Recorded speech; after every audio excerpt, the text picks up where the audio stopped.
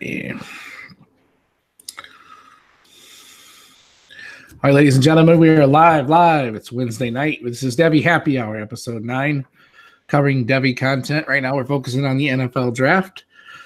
You can find us on Twitter at Devy Happy Hour, and our email is devyhappyhour@gmail.com. Real quick, special thanks to Tyler Gunther at DHH_Tyler. Thank you, Tyler, for reaching out and giving us an avenue to bring you guys some Devy insanity. First off, I want to introduce my co-host, Andrew. How you doing, man? I'm doing. We're another week closer to the draft and Endgame. More importantly, Endgame. Oh, man. What? That is rude. It happened last year, the year before, there was a huge movie that came out the same weekend of the draft, too. So, I don't know, man. April's insane. Yeah, I will probably end up just going to like a midnight movie so I can watch the whole first round. So that's probably what I'm going to not go to it until probably May. So I don't want to have a lot of people in the theater. So right. But yeah, no, April's insane. You got the Masters, which I don't know if you care about or not. You're shaking your head no. The draft, and then obviously Game of Thrones, right? And then Endgame. So yeah, actually, it works out really well because the theater that I usually go watch movies at is right next to Hooters, so I can go to Hooters and watch the draft, and then saunter right over to the movie theater. I've never been to a Hooters. Yeah, just good wings. I don't know. I like it. Before we get going here, my daughter's about to walk in the door, so stop talking about Hooters. No, just stop talking so I don't have to edit it. Did you listen to the intro and outro last week, or? I didn't get a chance. I don't know if you listen. I hate listening to the shows. Once they're dropped, I just don't even worry. I listen to it every once in a while. Like if I feel like I did a really good, I'll go to listen and see what I did right. Or if I feel like I did really bad, I'll go and listen. Sarah! Shh. All right, just a second. What's up? That looks real barky. Uh-huh.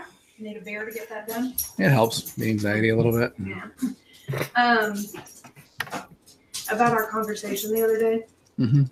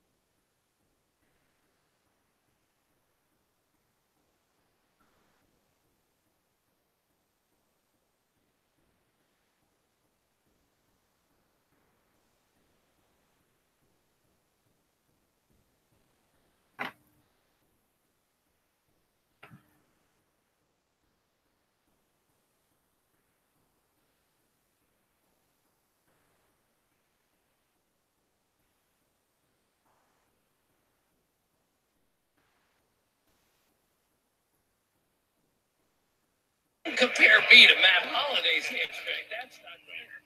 Those are the strongest type of bears. Piazza, when I came over the Dodgers, he just left. They used to have little hand grippers. They had like the 3 levels. I said, look, this.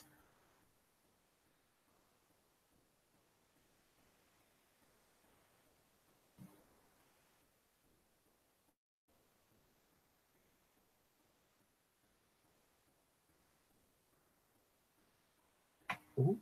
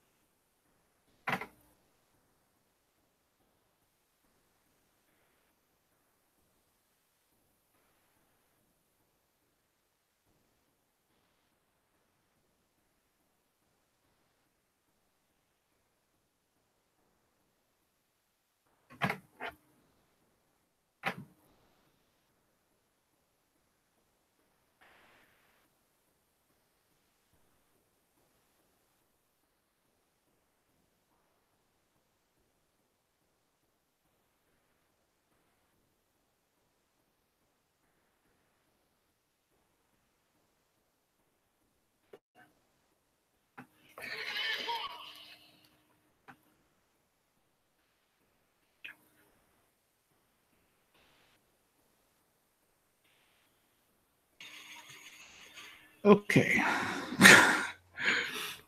All good in the hood. Yeah, ish.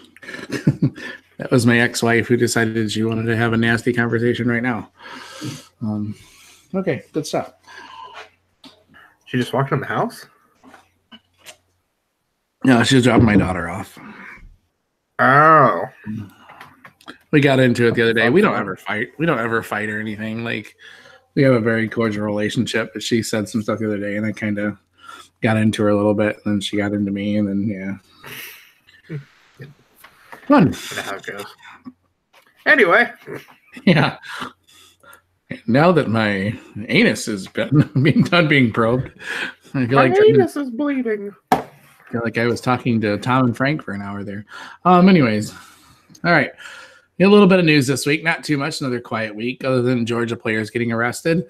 Juwan Johnson officially transferred. It's been talked about for a while, but I think it actually just officially happened. He's a grad transfer from Penn State. He will play in Oregon next year, and that's. You said you had tweeted that it was probably the best, the most excited you were about any transfer. Yeah, no, I'm excited because Juwan Johnson last year, before the year started, was on my radar for receivers in this upcoming draft. And I think with a quarterback like McSorley, it's tough for receivers to shine. So for him, I think going to where obviously Justin Herbert, who everyone thought was going to be QB1 this year,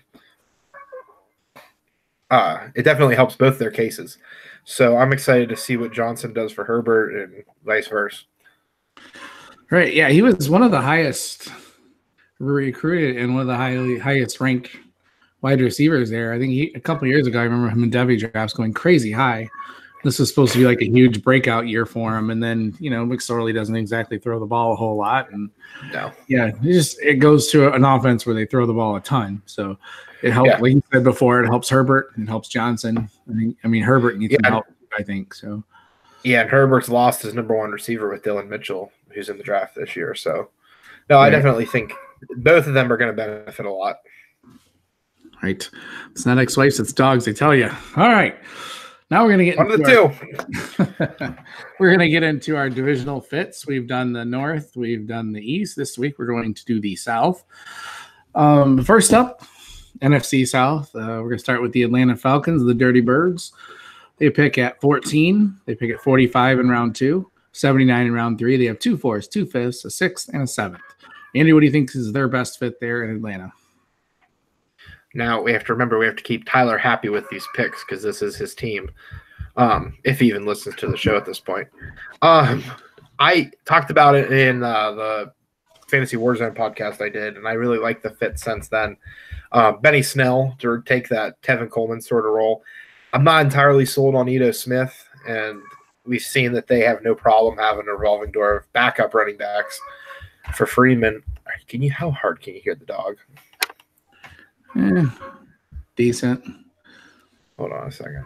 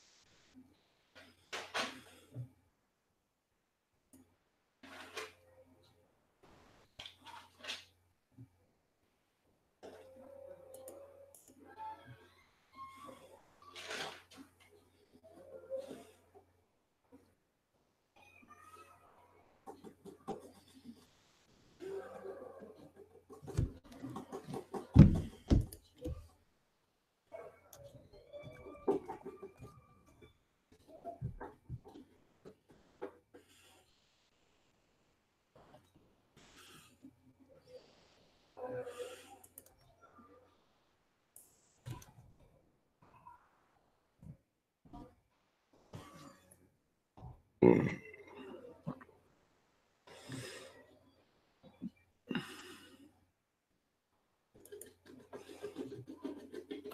Now we gotta wait for my fat ass to quit huffing and puffing. And they trade offers. I'm looking at it real quick. Pull the sheet back up. Benny Snell. Yeah. No, as I was saying, with Benny Snell, I just think I'm not entirely sold on Ito Smith. Freeman is always hurt. So even if they like Ito Smith there and fantasy players like Ito Smith, I still think Benny Snell would be a nice compliment. So that's my reasoning for there. I think he'd be a good fit. That's interesting. Obviously something he won't go early, but I can see him going second, third round, probably, maybe even fourth. Oh yeah, no, I think he's definitely a day 3 pick. My best fit, the more I think about it, maybe I don't like it as much, but I think Ed Oliver, and the reasoning behind that, I've heard it several other places too, is I think if he falls to 14, that's a crime. But he may. And the fact of the matter is they're not going to what's their guy in the middle they just did? Grady Jarrett. There you go. They're most likely not going to be able to keep Grady Jarrett long term. So Ed Oliver would slide in pretty damn well into what Grady Jarrett does. And meanwhile, this season would be a hell of a lot of fun to watch beside him. So I really like Ed Oliver there. I think my worst fit for them is them taking a wide receiver early. I don't think they need a wide receiver at this point. Their offense is pretty well set. Any wide receiver in the first couple rounds, I think, would be just kind of a waste of draft capital. What did you think was your worst fit?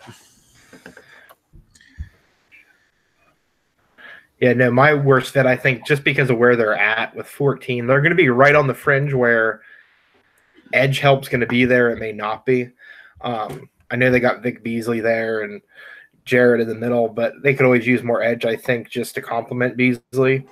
More consistent edge help. If someone like Brian Burns or Farrell's there, and they very well could be, I would like them to complement it, but I don't want them to reach on anyone. Right.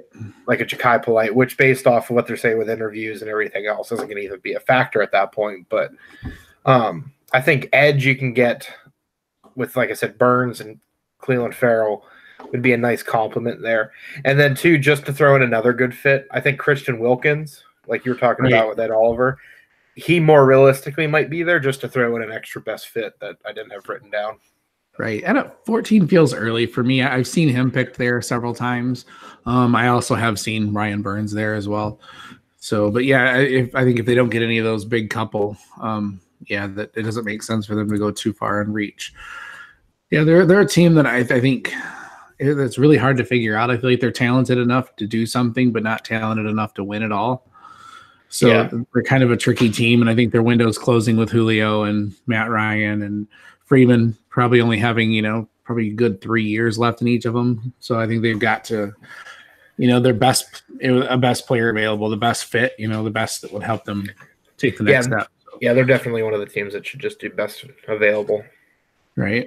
Next, we switch to the Carolina Panthers. They have pick 16 in the first, 47 in the second, 77 in the third, 100 in the third, and they have a fourth, fifth, and sixth as well. Andy, what did you think was the best fit for Carolina? Well, I was looking at their corners because I was trying to look at defense because I think offense they're pretty well set with Olsen still being there. Ian Thomas, you didn't really get to see what he could be. Christian McCaffrey, obviously, everybody loves and knows what he can be and is. And then obviously Cam Newton. So I was kind of looking on the defensive side of the ball. And front seven, they're pretty well set. You still got Kuechly, you still got Short, Poe, Bruce Irvin they got. But then you look at the corners, and I was like, because it's listed their one as James Bradbury. And I was like, that's not a one you want when you have to cover Mike Evans, Michael Thomas, and Julio Jones 6 times all together. So I figured someone like a Greedy Williams, who I definitely think could be there for him at 16, would be a really good fit. Yeah. And he has the length, too, to be able to cover Julio, Mike Evans, and Michael Thomas, who are all big receivers. So I would definitely go Greedy Williams if I were them at 16. I think that would be a perfect fit. So if Greedy's the best, who's the worst for you? I think, and this is someone who would be a reach, even if it's not necessarily at 16, but like at 47, I still don't even necessarily like it, is DeAndre Baker, cornerback out of Georgia.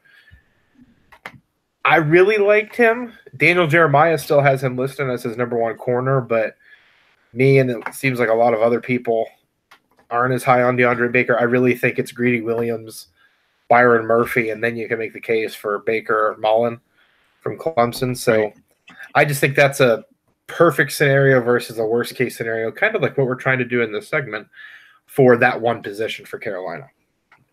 Right, yeah. Like if they for some reason could get Mullen at 47, holy shit, that'd be great. Oh yeah, Mullen at 47 would be fantastic. Yeah, especially being a Clemson guy right there in Charlotte. So you went that way, and I actually went offensive line. I think their best fit would be Garrett Bradbury. I think he's getting mostly mocked later in the first, so I think he would be there at 16. And I just think they need to protect Cam. They need to protect McCaffrey. They need some offensive line help bad. But then that goes to their side to my worst fit. I think would be Cody Ford, who will obviously be there, but I think that's way too early to take him. And I just don't see him fitting their scheme as well. They need someone who's a little more versatile. A team. There are teams that can maximize Cody Ford's skill set, but I don't see Carolina as being one of them. So not very sexy for me to go offensive line, but I think that's what they need at this point. I mean, it wasn't sexy for me to take the IDP approach either, because, I mean, who does that? Hey, IDP's sexy. Hey, I'm in my first IDP league. We talked about it. I know. I'm kind of jealous to stick to football IDP league. I mean, I don't need any more leagues, but still. Yeah. Still kind of a little jealous, but it's all good. All right. Sorry. All right, New Orleans Saints. This is a tricky one because they have picked 62 in round 2. and then 2 6s, and 2 7s. So they don't really have a lot of options here. No, they Andrew, traded them best? away. Yeah, if he makes it, what is your best pick at 62? Yeah, I know. I don't know if he'll make it is my only concern. If he makes it there, I think you hire Usain Bolt to run the card up to the commissioner for you. I think Deebo Samuel with Drew Brees would just be the face I just made if you could have seen it. No, I just think with Deebo, he'd be a perfect complement to Michael Thomas. While they kind of have similar styles as receivers with route running ability, Deebo's a little bit smaller than Michael, so I definitely think he could just kind of be. You could throw him in the slot if you need to, throw him on the special teams. He's just. I've talked about him enough. I won't go over everything like I've done for weeks now, but with his skill set, if you've listened to the show, you know what I like about him, and I think he'd be a really nice fit in New Orleans. I think at 62, that would just be their absolute best shot. Right. And I've actually seen Irv Smith Jr. mocked to them quite a bit, but I would rather see them get like a Jay Sternberger or a Foster Moreau. I like both of those tight ends a little bit better than I like Irv Smith at this point. I think Irv Smith's still the third tight end, but I don't know. I like the versatility of Sternberger and Moreau. I think they're both very good tight ends. Yeah. And I would see both of them being very, very lethal in the Saints offense. Moreau, I think more so too, just because he's the better blocker than Sternberger. Right. So that's just something I always have as like an ace ahead of them. Right. So I don't know. I don't know if they seem to have blocking tight ends already. So, but I think that to have one that can block and also catch passes, because right now Josh Hill is number 1 on the depth chart, which is. Did they just say Jared Cook, or was that somebody else? Who? Jared Cook. Oh God, you might be right. I don't care. I still Either want way, it doesn't matter. I'm agreeing with you, knowing that Jared Cook there. So yeah, I still have. I mean, I know Jared Cook's like 37, but I don't know. I still think that to get a tight end there would be a great option. Yeah. And they may not play him a lot initially, anyways. So I don't know. And then my worst fit is any speedy wide receiver. I don't want them to have another speedy guy. I really like Traquan Smith and Michael Thomas. I'd like to see like a possession type of guy that can do more like Deebo Samuel. I don't see them taking a wide receiver, but you never know. I mean, I think they're another team that's window is obviously now. So there is now. I mean, and if you think about it, they should have been in the Super Bowl the last 2 years, potentially. Right, exactly. What is your worst fit there?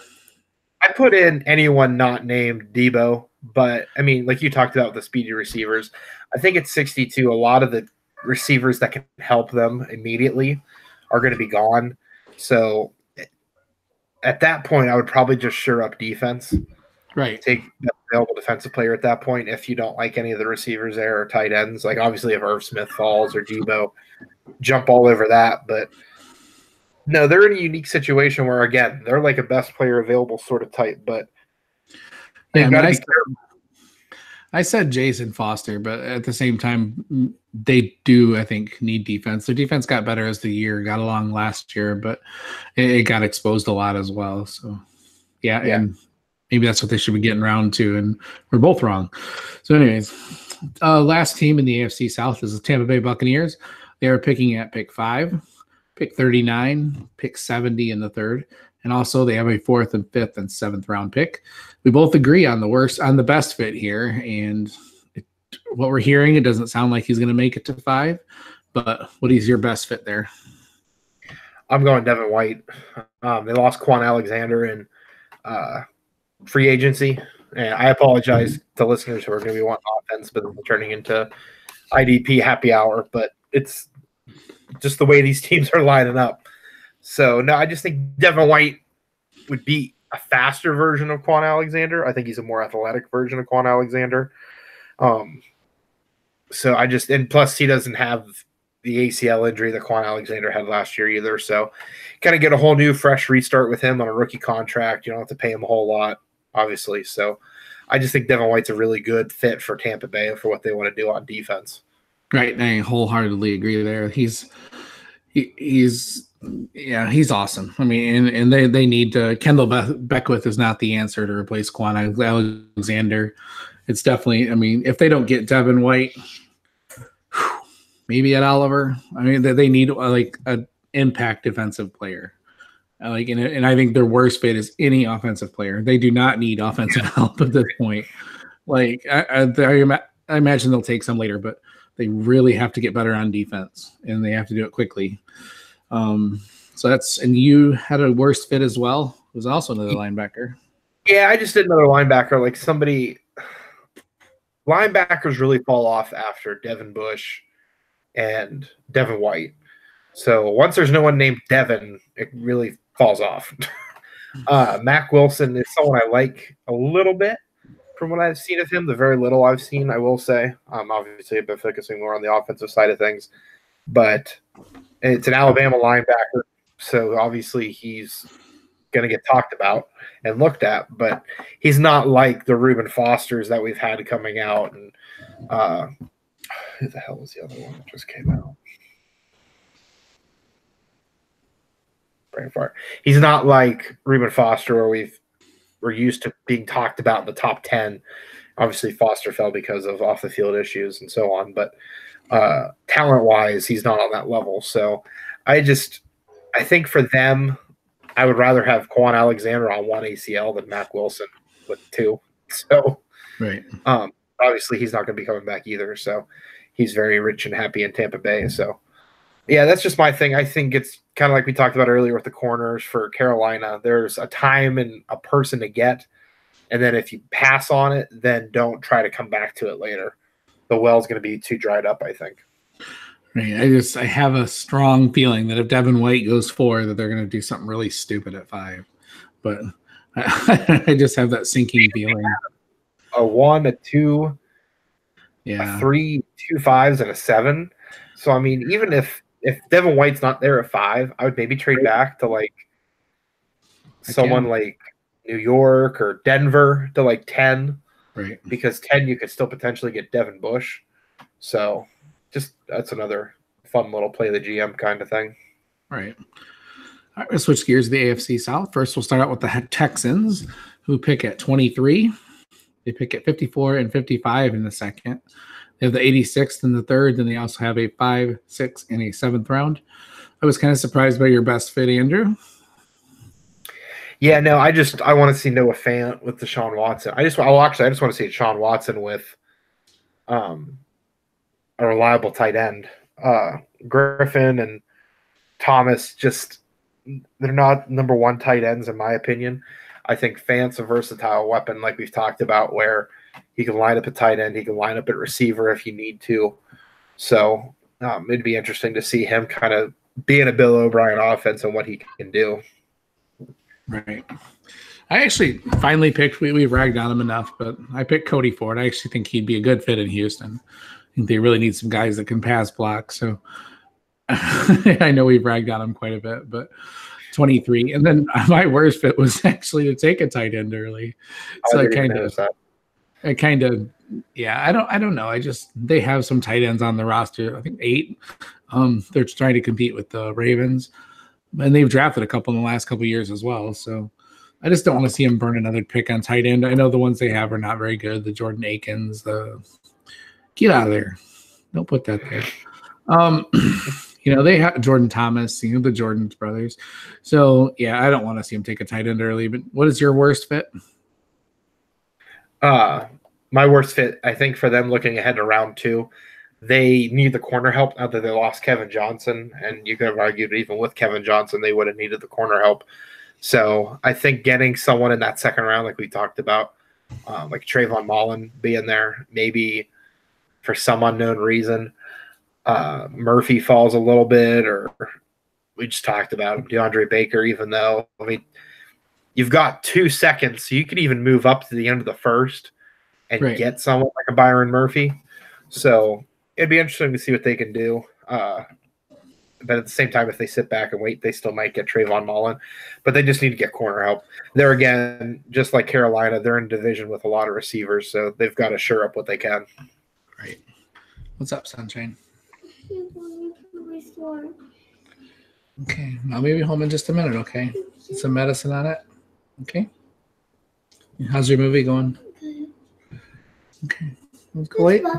She's in her room, honey. Okay.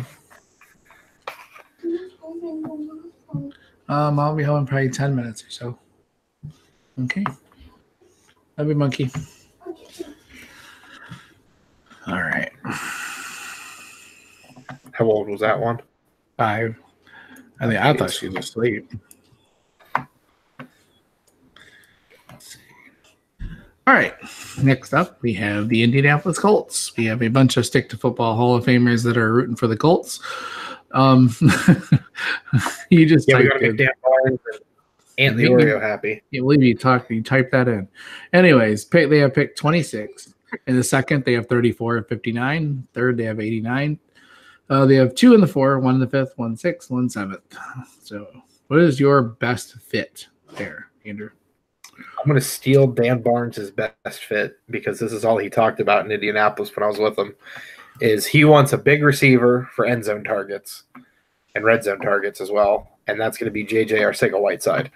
In college, he didn't look the most athletic. He didn't have the best traits, but my God, if you threw a jump ball to him, he was going to win it.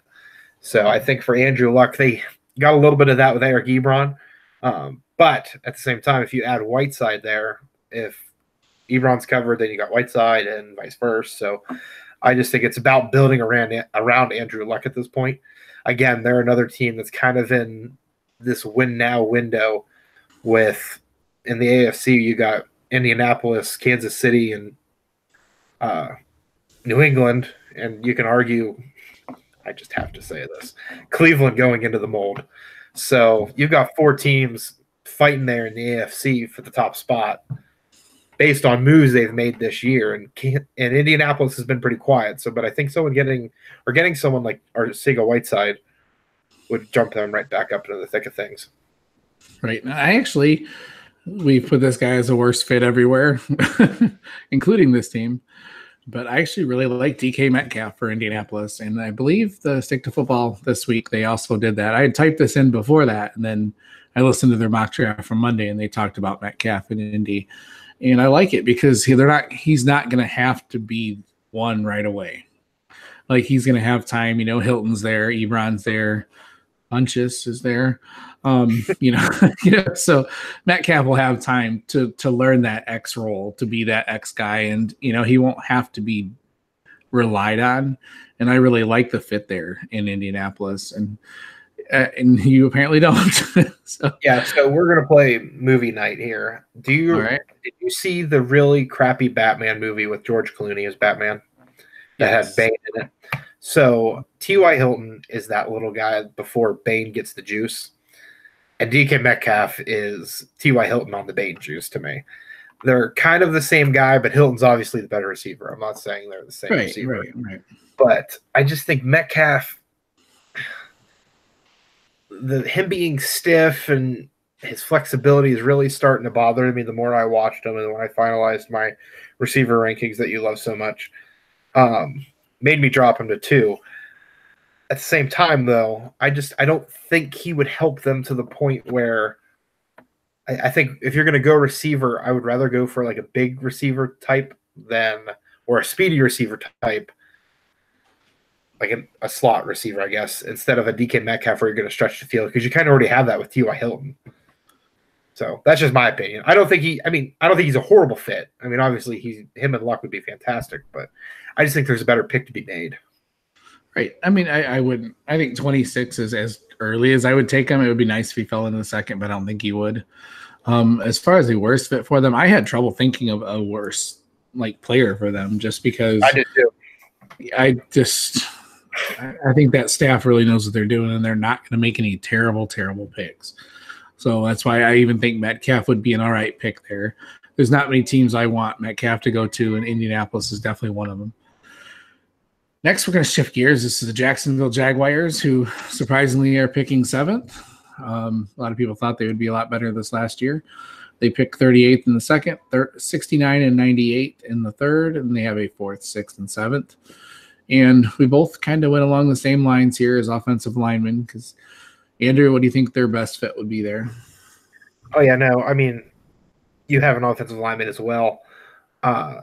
I have Jonah Williams in there just because of his versatility. You can argue because of his size and length. to be inside and outside. They got Cam Robinson last year. He obviously got hurt. So I think Cam Robinson you could kind of bring along too. And if you want, you could throw Williams in at guard and have your left side of your line solid with Cam Robinson and Jonah Williams shoring it up. And then I just like him more than who you chose. And I'll explain why in a little bit. But yeah, I think offensive line, you got to protect Nick Foles and you've got to help Leonard Fournette out as long as you can agree with him and not cut him or make him lose his salary. Right. And my best fit was your worst fit, which is Juwan Taylor. I just think he's the best offensive lineman in the draft, honestly. I think he's the best tackle.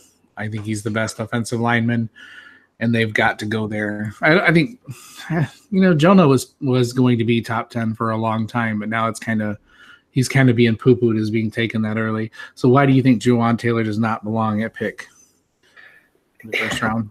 To Florida, and I'm a Florida fan, Florida offensive linemen go along two ways. You either get Marcus Gilbert and the Pouncey brothers, or you get DJ Humphries. And I see more of DJ Humphries in Juwan Taylor than I do Marcus Gilbert.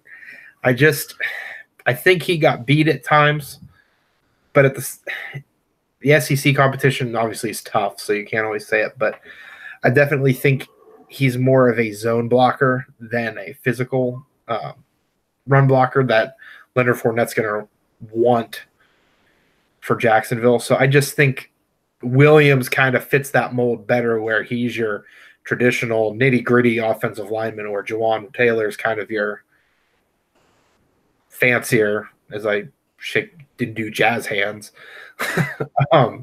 I just think for what Jacksonville wants, he's a better fit. I don't think Juwan Taylor is horrible. I just think he needs to go to the right team. Right.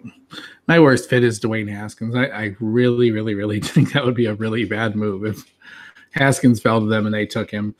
I don't see the point in it. If you're going to take a developmental quarterback, there's better ones to take late, I think. So just at pick 7, I think that's a bad pick, but that's just I don't know if he'll be there. I honestly think he'll be gone before then, but yeah, I think someone trades up for him. I hope so. Then I don't have to worry about the best fit or worst fit. All right, last team in the AFC South is the Tennessee Titans. They have pick at 19, 51, 83 in the third. Then they have a 4th, 5th, and 7th. Andrew, what do you think is their best fit? I think I think for them, it's kind of like we talked about when we were talking about the Ravens. They need a receiver for Lamar Jackson that can adjust to whatever he decides to throw. And as I was typing in the name, we were on the call here, and you were like, oh, God, don't do that to him. They have Corey Davis, and Corey Davis is a talented player, but he's dead in Tennessee. And that team already says they want to go through with Derrick Henry. But I think N'Keal Harry is a versatile enough weapon, whereas we've seen what he can do with the special teams as well with having the punt returns in college. I think he's a better receiver than Corey Davis. I think he could be the one there, but you're shaking your head now. Don't be one of those Corey Davis truthers. You're all going to fizzle out of it. Way in hell N'Keal Harry is better than Corey Davis. I'm telling you now, I'd rather have N'Keal Harry than Corey Davis. No, I would not. No way in hell. But you get Corey Davis get N'Keal Harry.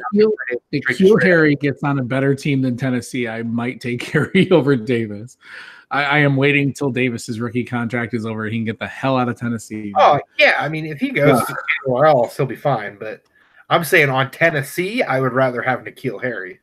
I would rather not wish any of that hell on any wide receiver. I mean, I agree too. Same with Baltimore. I don't want them to get any receivers, but that's why I get it.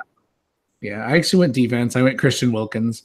I think that would be a good fit there. And then I don't really want to say too much about that. I just think they need that help on the defensive line. He would line up great next to Jarrell Casey. That'd be fun to watch. I like it. Then their worst fit for me that I see a lot of people are putting Fant there. And that really, I have lost all faith in Marcus Mariota at this point, being a sustainable quarterback. I think he's an all right quarterback. I think he is going to be better this year than he was last. I think he's an all right quarterback, but I just don't see him as the type that can sustain multiple weapons in a passing game. So I would rather see them take, later down in the draft, a couple wide receivers and try to develop, like an India Isabella, something like that. Just I would rather see them go deeper and take a wide receiver, one that they won't ruin. Although I love Isabella, so why do I want him to go there? Anyways, I loved Adam Humphries, and I didn't want him to go there, but right. Oh yeah, man. What's your worst fit, Andrew? It's kind of going along the same lines here. I think DK Metcalf, if he goes to Tennessee, he'll be forever Laquan Treadwell 2.0. And it's not because of him, but I think it'd be because of that offense. I don't think he's versatile enough to be able to make an impact and work his way into the thick of things like I think a N'Keal Harry could. And that's my biggest worry. And every time I look at DK Metcalf and I see that Ole Miss helmet, and I'm like, just don't be Laquan Treadwell 2.0. So right. Yeah, it scares me. Like them picking him that high would scare the crap out of me. And it would be, I think, one of the worst picks of the draft. And yeah. I saw him today, and not to cut you off, but just to talk about like a perfect dream scenario, and just for fantasy purposes too, that Green Bay took DK at 12 and Noah Fant at 30. Why are you upset at that? Man, why? I'm done with mock drafts, man. I don't know. I just didn't know. I just don't like it. I don't know. I just don't like it. I know I'm not. I said last week I didn't want Green Bay to end up with Fant because they just don't know how to use the tight end and that, but they could end up using him just as a slot receiver. Yeah. And he would be, I don't know. I don't think he'll make it to 30 though. So anyways. No, I don't think so either. Yeah. We do have some listener questions. Actually, I didn't check in for the last day and a half or so. So some of these are total surprises to Andrew and I. Commish McGriff, he's in our DHH chat and in several of our chats, and he's a very audible dude. He said he'd like to hear how the top end of this class compares to your top ranked 2020 class players. If you rank them together, how many from this class make the top 5? I think we talked about that recently, and for me, it's 0. I mean, yeah, honestly. You're talking 0 2019, make it in the top. Yeah, if you put 2019 and 2020 together, nobody in this class is better than the top 5 in 2020, in my opinion. So. I don't think anybody in the top 10. Yeah, probably pretty close. We talked about that. Wasn't it 8 we said? Probably. Yeah. Yeah. Between the receivers and tight ends, I'll be honest, I haven't dove into it. So at this point, to me, tight ends a desolate wasteland for 2020. Compared to 2019, obviously you got Fant, Hawkinson, and Smith. But no, we've talked about it with Bugs now at Alabama emerging after running a 4.25 in the junior pro day. My guy, Jerry Jeudy, who I absolutely love. And then T. Higgins, just to name a couple receivers. And then your guy from Colorado, Chenault. Mm-hmm. Yeah, it's a lot. So obviously running back is, a lot.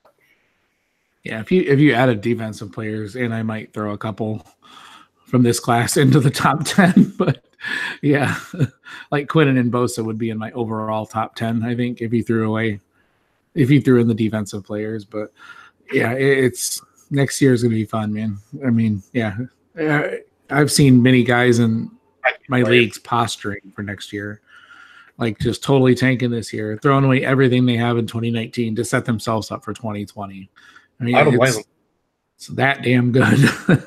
So, all right, this is a really good question, actually. This is Mr. Joshua R., who's the FF mercenary. This is a good one. Devy League startups. What are your ideal number of Devy spots, offensive only? And how do you incorporate the Devy slots into the draft? And are they separate or assigned? Now, we right now are doing a Devy draft for the DHH. And this is, I think, the best way to do it, is to have like draft slots, basically. Like our 5th and 6th round are our Devy picks. So, and they are just into the draft. Like we're drafting, Patrick Mahomes, Barkley, all that, but then your picks 501 all the way to 612 are your Devy picks. So I think that's the best way to do it. I honestly do. It's really hard to pick, but you could put the Devy players in there too. I don't like that as much, but yeah, I like the slots like that. And as far as an ideal number, it's hard to say because some leagues limit, like teams can only have like 5, but then if you trade them, So I think a pretty good ratio is roughly 5 a team. So if it's 12-team league, have 60 Devy players in the league. That way it doesn't deplete the rookie drafts too much. But I wouldn't fault anybody that did 10 either. So I think the sweet spot is in between 5 and 10. If you do too much more than that, the rookie drafts are just terrible. I mean, they're just, you're scraping the bottom of the barrel trying to find the rookies that made through the Devy. So, yeah. So that's my opinion. But yeah, no, I knew you would have a very good answer for that and a very good way to explain it. So I just kind of sat back and let you do it. Right. And Eric Flynn asked which quarterback, running back, wide receiver, or tight end are going to shock us in being first-round NFL draft picks. Do you have one that is going to probably seep into the first round that's going to be a shock? Yeah, seep is definitely the word I would use. A seeping like a pus from a horrible wound is Daniel Jones. I think he's definitely going to make it into the first, and he should have no business being in the first. Right. Oh, absolutely. And And I think if you'd have asked me 3 months ago, it would be Josh Jacobs and DK Metcalf. Those guys have really done it. As far as a guy that could really surprise me, I don't know. I mean, like the quarterbacks is always a wild card. Daniel Jones, obviously. There was a buzz there for a minute about Hollywood Brown, but I don't see that being a case anymore. Yeah, I think it's finally scaring teams off. I think if any running back goes in the first round now, it would be kind of a shock. I think Jacobs has a chance, but I would not be surprised if he fell out of the first round either. I just don't know where he would fit apart from Baltimore in the first round. Like if Baltimore doesn't take him, I don't see someone trading up to 32 for a running back. No. So, I thought Houston might take him too. They don't seem too enthralled with Lamar Miller. So yeah, yeah. And if any tight end not named Fanner Hawkinson makes it in the first, I think that'd be a pretty big surprise as well. And Eric also asked, who has been your all-time top-rated Devy prospect? And I've only been playing Devy for a couple years, and it's Trevor Lawrence. It's Trevor Lawrence. I mean, I have not seen any sort of hype for him that I have actually seen. Saquon, probably. Yeah. I mean, Saquon was one of my first year in Devy. He was the big thing. So, but I think the buzz for Trevor, especially in super flex leagues, is just stupid. You can get like Andrew Luck and a firstborn child for Trevor Lawrence. I mean, it's ridiculous. Yeah, second round pick probably. So yeah, I think Saquon probably is the highest I've seen, but then Trevor Lawrence is getting in that stratosphere at this point. Justice Hill fanboy, let me see. At Devy Distributor is his Twitter handle. He asked if a player like Lamarquise Brown was drafted to the Packers, Steelers, or Saints, where would you take them? Andrew? I mean, I would take all those places. He'd probably be the 2. I mean, the only place probably you could argue it is New Orleans with Traquan Smith. I think Marquise is better than James Washington. And just because Traquan's been in there a year before and he kind of got integrated towards the end of the year. But no, I think if his foot's healthy and he goes to any of those spots, especially Pittsburgh just develops receivers. So that's why I've been saying I don't want Debo to go there. It's just because I know I don't want him to play the Browns. But any receiver that goes to Pittsburgh, I'm putting my money on. Right. Marquise Brown is a player I'm avoiding. I'm nervous as hell about. Oh, I am too. Yeah, I'm not going. I don't care if he gets drafted to the Colts, Packers, Steelers, whatever. I still will not touch him. I'm worried about, the John Ross. I got burnt on John Ross, and I see him. There's too many similarities in their game and the injury history and everything. It worries me a little bit. That being said, if he's still there at like 205 or something, yeah, I'll take him. Oh yeah, why not? Regardless of what team. Yeah.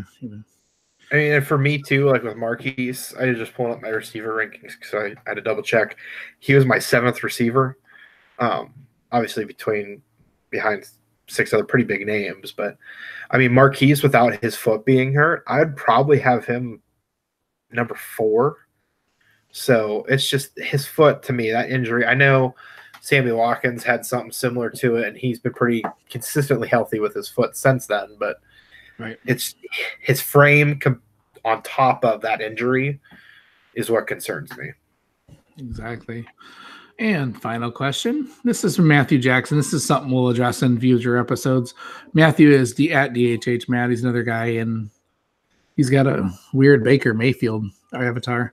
Anyways, he said we'd love to hear us talk about top Devies for 2019 college season and possibly stack them up against this year's rookies. So we kind of did that with our first question. Like the top Devies that are coming out after next year, or we just talked about them. We will probably delve more into those in future shows as well. So yeah, I'm excited to dive into Devy players that are on Devy rosters right now, just because we talked about that 2020 draft is just going to be. Yep. Yeah, I'm everyone's starving for offense needs. Right. Yeah, I'm stupid excited for the draft this year, but I am also excited for to do our recaps after the draft and then get going. Get the work in. Start getting things ready for next year. And we're gonna do a mock draft tomorrow night on the Dynasty Owners Manual. We're gonna do a Devy Owners crossovers. Yeah, So yeah. Anyways. So I'm just excited to dive into next year and the years beyond. Yeah. So Andrew, it's time to say adieu. Where can they find your work at? Obviously on Twitter. I've got my running back rankings dropping. Well, when you listen to this, they would have dropped today on the Score Crow, and I have it as my pinned tweet. All of my rankings so far. I've got my tight ends, wide receivers that Dwight hates, and my running backs, which I'm probably going to make some people mad with. I'm just a bit of a spoiler. I'm not very high on James Williams like everybody else seems to be. But no, I'll drop my running back rankings. Then next week, I'll have my quarterbacks. And then draft week, I'll have my full top 100 big board going of players that I've graded and watched and so on. So a lot of stuff's coming out on Scorecard right now. Afterwards, once teams get landing spots, that's when a lot of my Dynasty Half Hour stuff's going to pick up. Right. And you can find me. Actually, just got signed on to write for Dynasty League Football, which I'm just stupid excited about. They're someone I've always looked up for. So you can find my work starting there. And you can also listen to us on the Devy Owners Manual as well. So that's pretty much all I got at this point. Just keep follow me on Twitter at FFPeoplesChamp and follow us at Devy Happy Hour and email us at devyhappyhour@gmail.com. And we will talk to you guys next week. Whew. I was just pulling up your Scorecard article. Oh, yeah, that's right. Let me see. No, I just want to destroy it. And I was reading it. I'm like, Andrew, what the hell? Let's see. Oh, no, that's not it. Some of it, I was just shocked because, you had talked about guys, and I was surprised. Where is it at? What header is it there? Under NFL or NCAA? Who fucking knows? Hold on a second. I couldn't find it under NCAA. Stuff's always so jacked up. Yeah. There it is. Alrighty. We're off air, so. I don't think I have anything that I'm too off the ball.